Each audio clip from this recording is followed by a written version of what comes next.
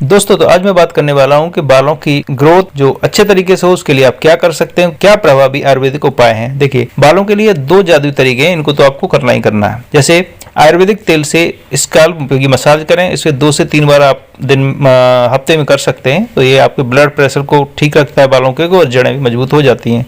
दूसरा होता है मेथी दाना और दही के हेयर मास्क का प्रयोग करेंगे, यानी कि मेथी दाने को क्या है पूरी तरह से पाउडर बना के दही में मिक्स करने के बाद हफ्ते में 2 बार आप बालों में लगाएं, और जिससे क्या है बालों को डीप कंडीशनिंग और न्यूट्रिशन मिलता रहे।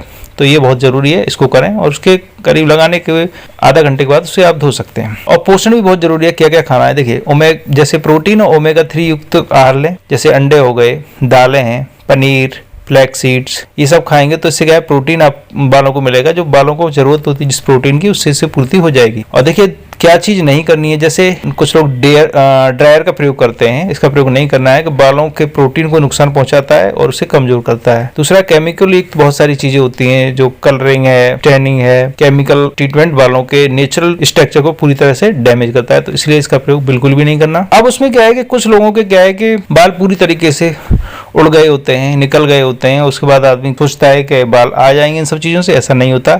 सही अपेक्षाएं रखना जरूरी है। याद रखिए, पूरी तरह चिकनी हो चुकी त्वचा या गंजेपन पर बाल वापस नहीं आते, क्योंकि उससे क्या है बालों की जड़ भी खत्म हो चुकी होती है। पर पहली श्रेणी में आता है आयुर्वेदिक तेल। उसमें क्या है नारियल बादाम में तेल, स्कैल्प को पोषण और बालों को नया जीवन देता है। दूसरा है हेयर मास्क, मेथी दाना और पेस्ट, दोनों को इसमें लगाएंगे तो बालों को मजबूती और हेयर फॉल में कमी आएगी। हेयर मास्क दूसरा किसका लगाएंगे, दही और शहद दोनों को मिक्स करके लगाएंगे तो नेचुरल कंडीशनिंग और कोमलता प्रदान करता है। तो इन सब चीजों का प्रयोग करेंगे तो आपके बाल एकदम हेल्थी और मजबूत बने रहेंगे। धन्यवाद।